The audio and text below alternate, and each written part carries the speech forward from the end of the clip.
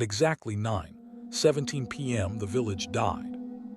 Not in the way towns usually do, with screams, sirens, or chaos, but in a way far more terrifying. Everything simply stopped. One moment, the street outside my bedroom window was glowing with warm yellow light. Every house looked peaceful, normal, safe. The next, every single light went out at the same time.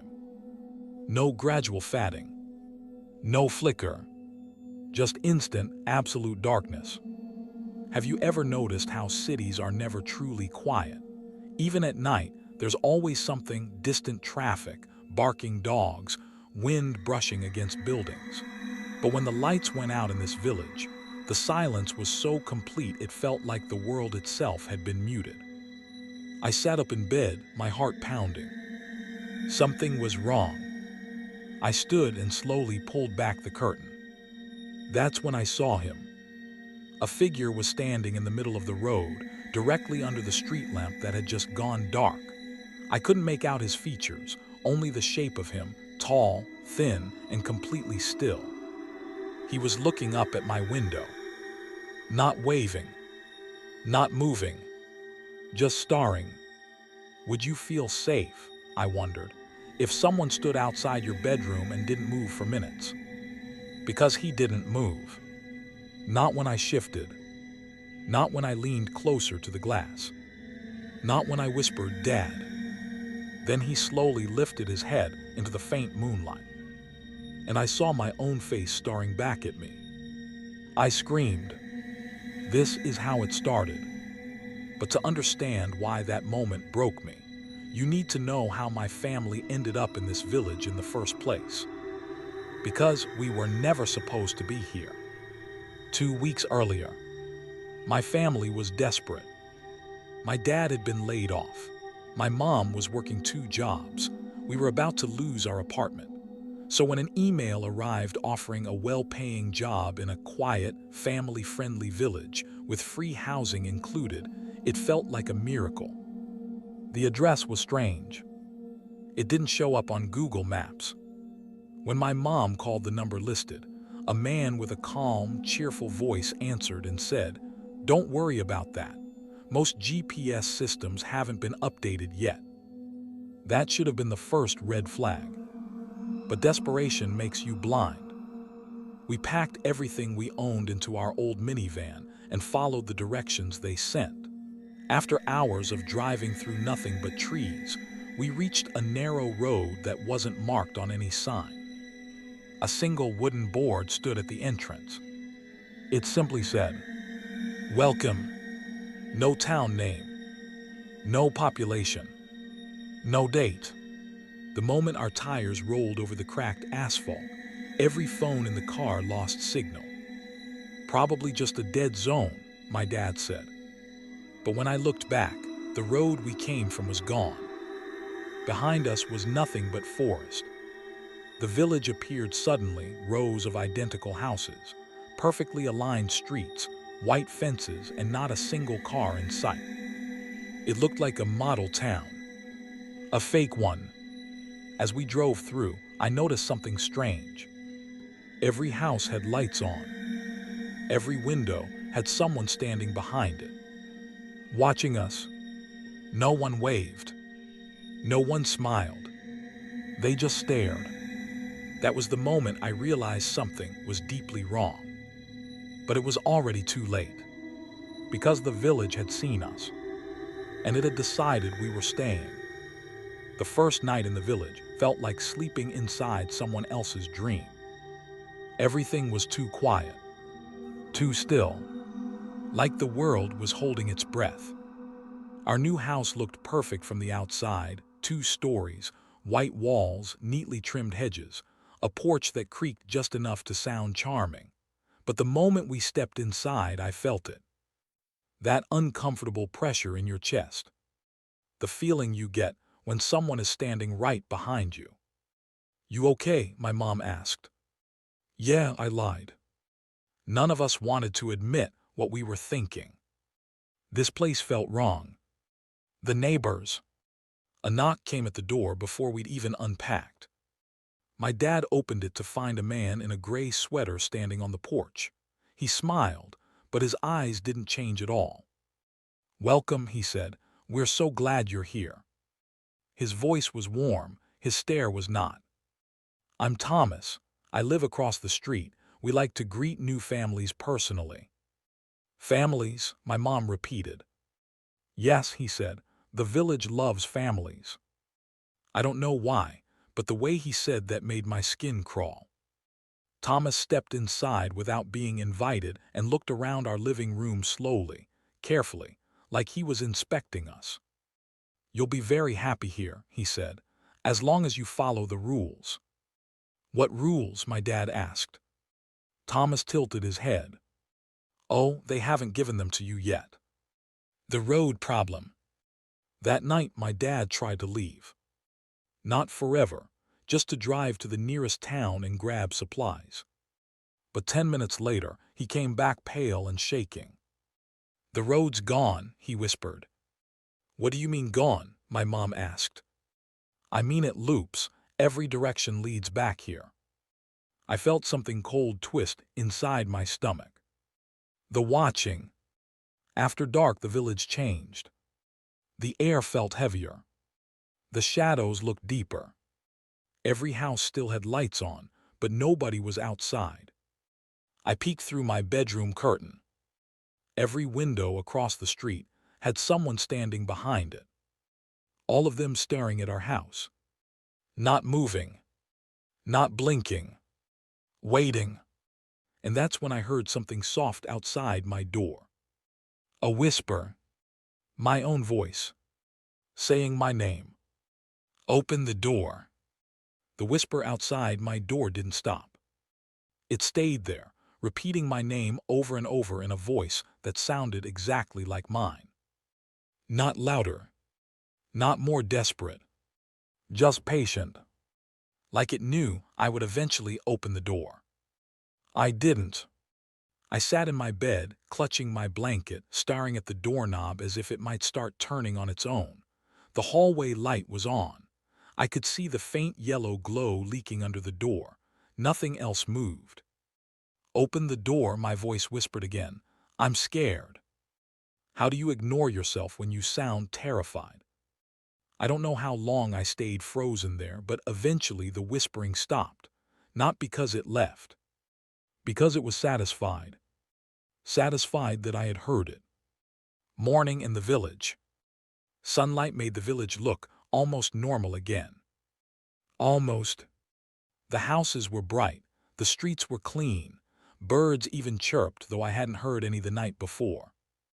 At breakfast, my parents pretended everything was fine. "I'm going to talk to the village office today," my dad said. "There has to be some mistake with the road." My mom nodded too quickly. "Yeah, we'll laugh about this later." Nobody mentioned the whispering. Nobody mentioned the staring faces. My little sister, Lily, sat quietly poking at her cereal. "Did someone knock on my door last night?" she asked. My spoon froze halfway to my mouth. "No," my mom said quickly. "Why?" "Because someone sounded just like you," Lily said. "They said you were hurt." The village knows. When we stepped outside, the neighbors were already out. Standing. Waiting. They smiled when they saw us. "Good morning, Emily," Thomas called out. I flinched. I had never told him my name. My dad stiffened. "How do you?" "Everyone knows," Thomas said gently. "The village makes sure of it." I didn't like the way he said the village like it was alive. The woman in the yellow dress. On our way to the village office, a woman in a faded yellow dress brushed past me. "Don't let them hear you cry," she whispered. I turned around, but she was already gone. Something was very wrong here. And the village was only just getting started. The village office sat in the center of town, like it had been dropped there from another place. It was a squat gray building with no windows. Just a door. When my dad pushed it open, a cold smell rolled out like damp paper and old dust. Inside, a woman sat behind a desk that was far too big for her. Her hair was pulled tight, her eyes flat and pale. "New family," she said without looking up. "Yes," my dad replied. "We were told to come here about." "The rules," she interrupted. She slid a piece of paper across the desk. At the top, in neat black letters, it read, "Rules of the village. Never go outside after dark. Never answer a knock after sunset. If you hear your own voice calling you, do not respond. If you see someone who looks like you, do not acknowledge them. If a family member acts wrong, tell no one." My mom swallowed. "What happens if we break them?" The woman finally looked up. "You won't be yourselves anymore." That night, at exactly 9:17 p.m., every light went out again. The silence pressed in. I heard footsteps in the hallway. Soft. Bare. Then my doorknob began to turn. A voice whispered, perfectly calm, "Emily, let me in." It was my mom's voice. But she was downstairs. And whatever was outside my door was smiling. I didn't open the door. I don't know why I didn't.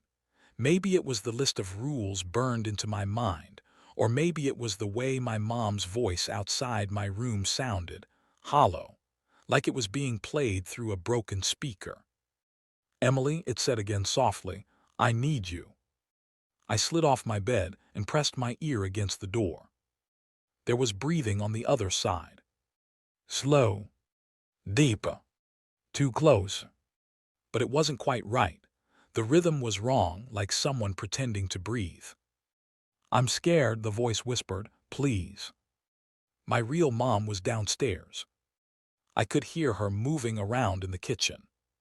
So what was standing in front of my door? The handle twitched once, then stopped. After a few seconds, the footsteps slowly moved away, disappearing down the hallway. I didn't sleep at all that night. The windows. The next morning, I noticed something that made my stomach drop. Across the street, behind the neighbor's window, stood my dad, wearing the clothes he had worn the day before. Just standing there, staring at our house. I blinked hard. My real dad was behind me, pouring coffee. "Dad," I whispered, "don't move." He froze. "What?" "Don't move," I said again, my voice shaking. "Look across the street." He slowly turned. The figure in the window didn't move. Didn't blink. Didn't breathe. It just watched us. Then the curtain slid shut. The truth begins to show. Thomas was outside when we went to leave. "Everything settling in nicely?" he asked. My dad glared at him. "Why do people in this village look like us?" Thomas smiled. "They're not people," he said. "They're what the village makes when it gets hungry." "What do you mean hungry?" my mom asked. Thomas's eyes flicked toward Lily. "The village likes families," he said, "especially children." And that's when Lily started screaming. Because she was staring at a little girl standing at the end of the driveway.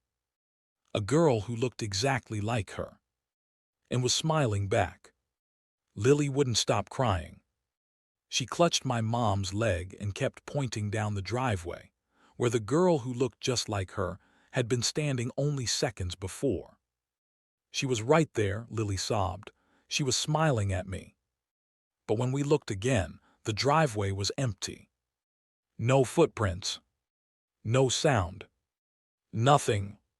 Just the quiet, perfect street. Thomas had already gone, like he'd never been there at all. The house across the street. Later that afternoon, I noticed something else. The house across from ours, the one where I had seen my dad in the window, was completely empty. Not abandoned. Empty. The curtains were wide open. The door was unlocked. Inside, it looked like a family had been living there just hours earlier. A bowl of cereal sat on the table, milk dried in the bottom. A TV was still on, playing a children's cartoon. Shoes sat by the door, but no one was home. "Hello," my dad called out. His voice echoed back at us, thin and wrong. In the living room, family photos lined the wall. A mom, a dad, two kids, and in the newest picture, our family was standing right beside them, smiling, as if we'd always been part of their life. Nobody remembers them. We asked the neighbors about the family. "What family?" they said. "The people who lived across the street," my mom insisted. "There's never been anyone there," Thomas replied calmly. I felt cold crawl up my spine. "Then whose house is it?" Thomas looked at me and smiled. "Soon," he said. Something had taken that family, and it was making room for us. The first thing I noticed was that my dad stopped sleeping. At first, it was subtle. I'd wake up in the middle of the night to get water and see the light on in the living room. He'd be sitting on the couch, staring at nothing, hands folded in his lap like he was waiting for instructions. "Dad," I whispered the first time. He turned his head slowly, too slowly. "I'm fine," he said. But he didn't blink. Not once. He started forgetting things. The next morning, he burned the toast and didn't notice. He poured orange juice into his coffee mug. When my mom asked if he was okay, he smiled in that stiff, unfamiliar way and said, "Of course, everything is exactly how it should be." That sentence made my skin crawl, because my dad never talked like that. At dinner, he looked at me and frowned. "You've grown," he said. "What is your name again?" The room went silent. "Dad," I said carefully, my heart pounding, "it's me." He stared at me like he was trying to remember a word on the tip of his tongue. Then he smiled. "Of course," he said, "Emily." But he said it like he was testing the sound of it. The reflection. That night, I caught him standing in front of the bathroom mirror. The light was off. He was just watching himself. "Dad," I asked from the doorway. He didn't answer. I stepped closer and saw something that made my stomach drop. His reflection was smiling, but his face was. The reflection's smile was wider. Too wide, like it was stretching his skin from the inside. "Dad," I whispered again. He blinked. The reflection snapped back to normal. He turned to me and frowned. "Why are you awake?" I ran back to my room and locked the door. The name he shouldn't know. Later that night, I heard him talking in the kitchen. Not to my mom. To someone else. "Yes," he said softly. "I'm learning. I'm almost ready." I pressed my ear to the wall. "I know," he continued. "She's suspicious." My breath caught. Then he said something that made my blood run cold. He said my name, but not the name I'd been born with. He said a name I had never told anyone. A name I used only online. A name the village shouldn't know. Whatever was inside my dad wasn't my dad anymore, and it knew me better than it should. I didn't sleep after that. I just lay there staring at the ceiling, replaying the way my dad had said my secret name, the one I only used on my phone, the one no one in this town should have ever known. At 3:12 a.m. my phone buzzed. No signal. No Wi-Fi. No service since we arrived. Yet a message appeared on my screen. Unknown. You shouldn't hide from me, Emily. My blood went cold. I didn't reply. Another message came. You don't belong to them anymore. You belong to the village. Then the phone rang. I didn't answer. The ringing didn't stop. It kept ringing until something started scratching on my bedroom door. Slow. Gentle. Like fingers dragging across wood. "Emily," my dad's voice whispered from the other side. Let me in, I know what you're thinking. I backed away until I hit the wall. You think I'm not your father, the voice continued softly. But I am, I just learned more. The door handle turned. About you, it said. The hidden basement. I escaped through my window. Barefoot, heart pounding, I ran through the yard and into the empty house across the street, the one where the other family had vanished. In the basement, I found a door that shouldn't have been there. Behind it were people. Real people. Hiding. Crying. A man grabbed my arm. Don't let them see you, he whispered. They wear your skin, they copy you, and when they're done learning, they replace you. I stared at him in horror. What are they? I asked. He shook his head. The village, he said. It's alive and it's hungry. And upstairs, I heard my dad's footsteps. Looking for me. Not to save me, but to become me. The footsteps upstairs stopped. Then they started again. Slow. Careful. Like something was trying not to make noise, but didn't quite understand how humans walk. The man in the basement, his name was Aaron, pulled me behind a stack of dusty shelves. Whatever is wearing your father, he whispered, it's already tasted your family. That means the village has marked you. What happens now? I whispered back. Aaron swallowed. Now it decides who it keeps. The truth about the village. Aaron had been here for 6 years. Every family thinks they're special, he said. The village watches them, learns their voices, their habits, their fears. Then it starts copying them. I thought about the thing with Lily's face. The figure with mine. My dad's reflection smiling when he didn't. When a copy is perfect, Aaron continued, the real person disappears. Nobody remembers them. Their house gets reused. Their life gets rewritten. My stomach twisted. What about the people down here? I asked. The ones who fought back, he said. The ones who weren't easy to replace. A door creaked upstairs. Someone was in the house. Emily, my dad's voice called softly. Come home, you're scaring your sister. Tears filled my eyes. That's not him, Aaron whispered. Don't answer. But I wanted to. Because it sounded so real. Because part of me still believed. The escape. We ran. Through tunnels under the village. Past people whispering in the dark. Past walls that pulsed like they were breathing. We reached a metal door. The road is on the other side, Aaron said, but the village will demand a trade. A scream echoed behind us. Lily. They were using her voice. I hesitated. The door began to close. I ran through it. The aftermath. We escaped. The village vanished behind us. Aaron disappeared the moment we crossed the road. My family was waiting. My mom hugged me. My dad smiled. But something was wrong. Their eyes. Too empty. Too knowing. Years later. I still hear the village sometimes. In phone static. In whispers. In reflections. Because I didn't escape. I was chosen. And somewhere, a new family is driving down a road that isn't on any map. And I'm already waiting for them.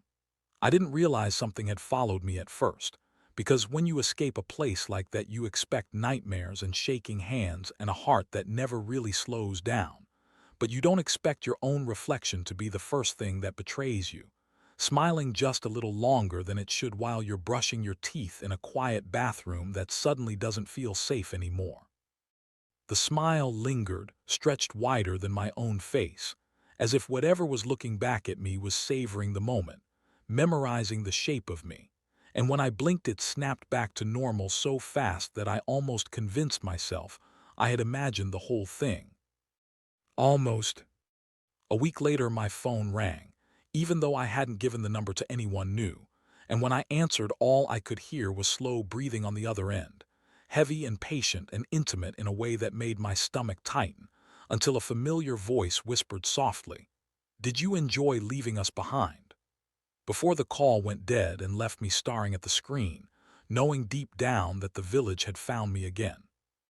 After that, my family started to feel wrong in ways I couldn't explain to anyone else. My mom cooking meals we had never liked, and my dad rearranging furniture like he was following invisible instructions, while my little sister Lily began humming those same three low notes over and over, the same vibration that used to crawl through the village at night, the sound of something enormous breathing just beneath the silence. One night I found Lily standing in front of the bathroom mirror with her eyes wide open and unblinking, her face completely empty, while her reflection lifted its hand and slowly waved at me, a quiet little greeting that felt more terrifying than any scream could ever be. That was when I understood that we hadn't escaped at all, not really, because the village doesn't need to trap you in one place when it can simply carry itself inside you, growing quietly in your thoughts and your habits and the spaces between your memories, until you no longer know where you end and it begins. My phone buzzed again weeks later with a single message that said, "You brought part of us with you," and another one that followed right after it, saying, "We don't waste what we claim." And that night I found my dad standing alone in the garage whispering into the darkness, nodding slowly like someone listening to a voice only he could hear, saying, "Yes, I remember, we're ready." I left home as soon as I could, but the whispers never stopped, and one night while scrolling through random listings online, I found a familiar picture, a quiet little village offering free housing to families, a place that didn't exist on any map. And when I looked closer at the image, I saw someone standing in one of the windows, smiling patiently at the camera. It was me, waiting, because the village doesn't live in a place anymore. It lives in us, and now it's looking for you. I